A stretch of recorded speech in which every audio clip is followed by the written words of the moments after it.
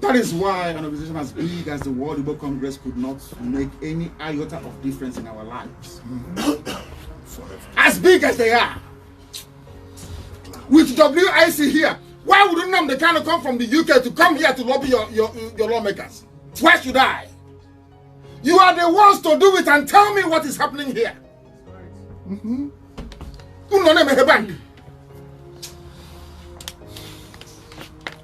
What we ask you to you will not do. Ordinary $1. Do you know how much it costs to engage a lobbying firm in Washington, D.C.? I ask all of you, go and try and recruit one to me. Can you recruit? Ordinary $1 was a problem. $1 became a problem. Can't you afford $1? How come you can't do never in a month?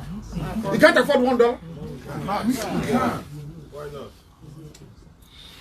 Because Fulani people are laughing at us. They are counting on that thing you have inside you, that destructive demonic spirit you to question and to argue everything.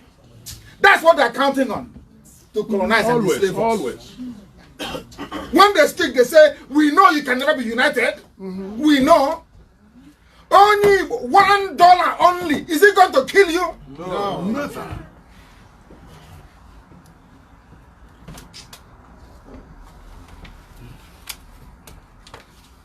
No $1.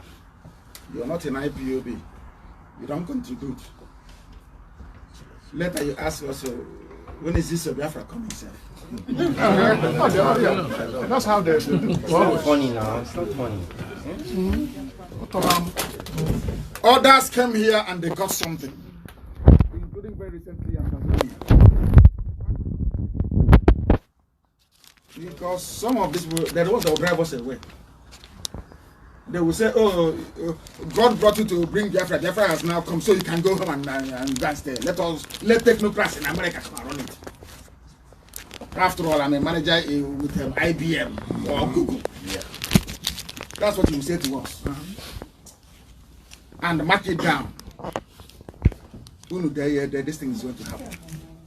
You will come from America to tell us that you are coming from a country in the world. You know how to